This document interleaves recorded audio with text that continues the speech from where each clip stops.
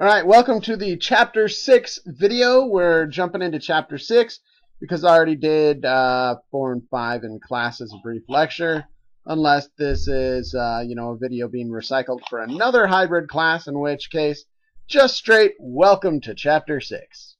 All right, so let's do a brief overview of cellular respiration. So we need to look at the basic chemistry behind cellular respiration, and that is this chemical formula that you will know and love. It is C6H12O6, which is what particular compound? That's right, glucose. When we have glucose and oxygen combine as our reactants, we end up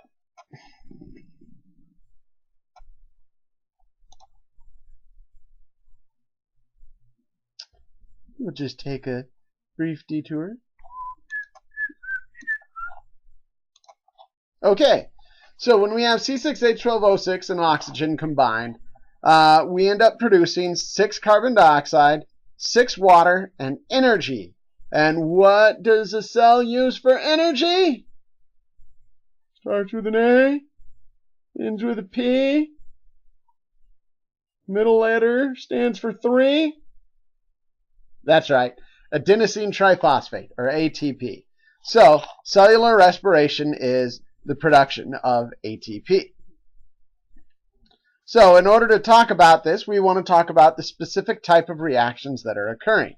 And so we're going to be using the term oxidation-reduction reactions. So in an oxidation-reduction reaction, it's all about sort of moving hydrogen ions, really moving around electrons, but for our purposes, moving around hydrogen atoms, because this is 105. So, in oxidation, you remove a hydrogen ion. In reduction, you gain a hydrogen ion, which is sort of counterintuitive, but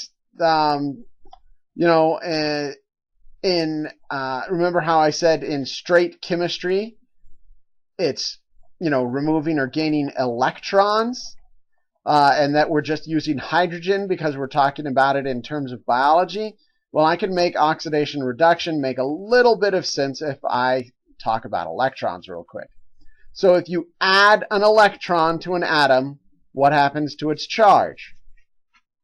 Yeah, it's reduced. So reduction is called reduction because you add an electron and reduce the charge. Oxidation is removing hydrogen or cleaving an electron off of an atom. So back to basics. When we're in 105, oxidation is removing hydrogen, reduction is gaining hydrogen. All right, so let's take a look at oxidation-reduction reactions in this particular chemical formula. So I'll use redox here, shorthand. This is reduction oxidation, so this is my shorthand for reduction oxidation. So this particular formula is all about oxidation and reduction. And let's take a look how it works. So our first step is using glucose, C6H12O6. And our end result is going to be 6 carbon dioxide, 6 water, and ATP. So let's see how this works. Glucose is an organic molecule. Again, well, I just answered the question in talking about it. So I don't know why I paused for you to answer. But C6H12O6 is glucose. And we oxidize glucose in this reaction. You can see I just cleaved off a bunch of hydrogens. And when I cleave off the hydrogens, there's only carbon and oxygen remaining. And that's where our carbon dioxide comes from. Carbon dioxide is produced from the oxidation of glucose, leaving just carbon and oxygen left to combine to make carbon dioxide. And I'll talk about how the numbers make sense in the balanced reaction in a minute. So our other ingredient is O2. Well, We've got O2, and we just lost a bunch of hydrogens, and we have to do something with those hydrogens. So we are going to reduce oxygen. And so remember, reduction is gaining hydrogens. So oxygen plus hydrogen, that's water. So we reduce our 6O2 into 6 water. So there it is. C6H12O6 plus 6O2 yields 6CO2 plus 6H2O and energy in the form of ATP. So that is the basic chemical formula. Now let's look into the cellular processes that occur when we're performing that chemical formula. It's important to note that this is not a single step.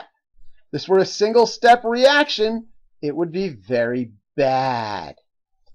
Instead, this is a cycle of reactions. So part of it occurs here, and then another part here, and then another part here, and another part here.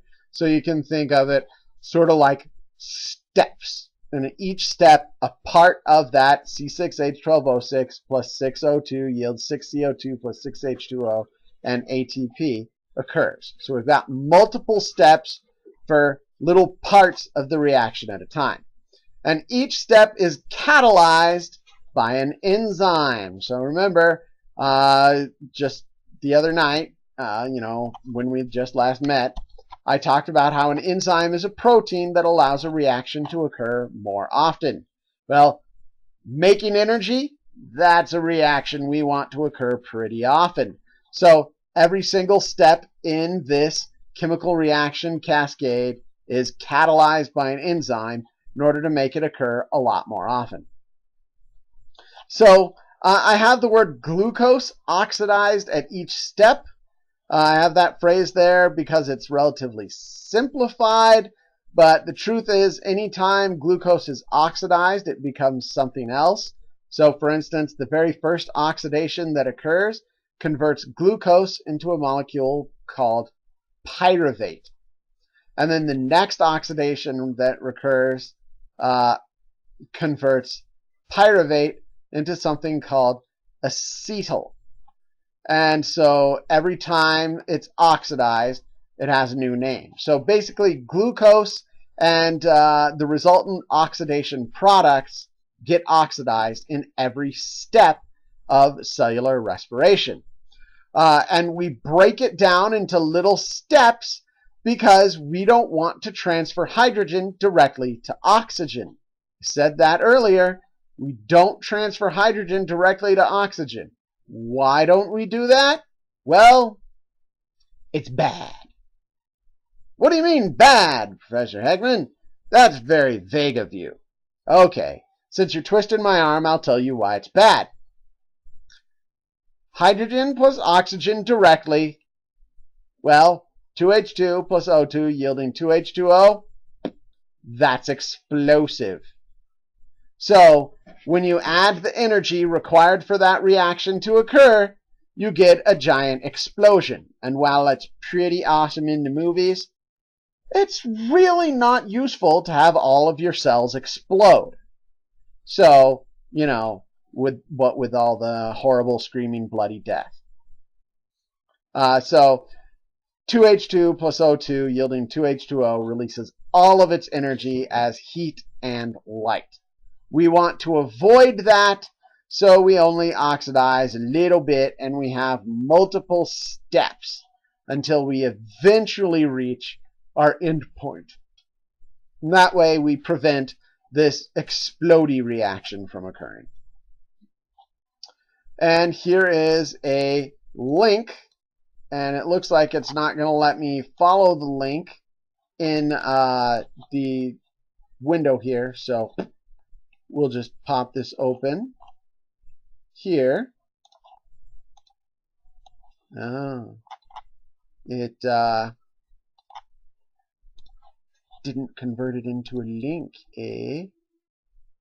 What?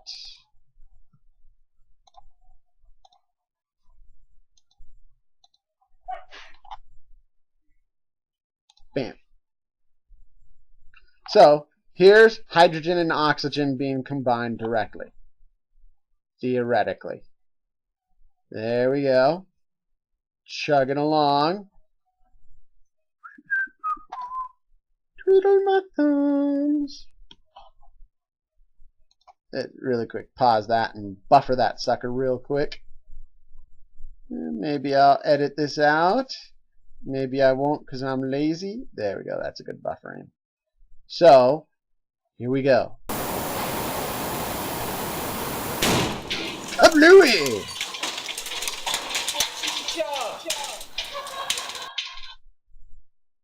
Take a look at it. And there's all that heat and light released in like 2 milliseconds. So, we're kind of wanting to avoid that. Okay, so when we talk about not directly combining hydrogen and water or oxygen to make that explosion, we need to mention that in order to prevent that, we take the hydrogen and combine it with what we call a carrier or an electron carrier.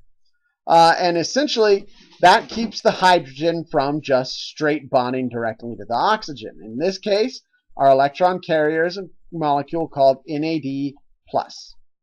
So instead of explosions, we use electron carriers. NAD+ is the electron acceptor and carrier in cellular respiration. There's one other that plays a very minor role. I'll talk about it when we get to it, but for the most part, the hydrogen is carried around by NAD+. So let's take a look at how NAD+ works. So an enzyme oxidizes 2 hydrogen from glucose. And now we have that hydrogen released.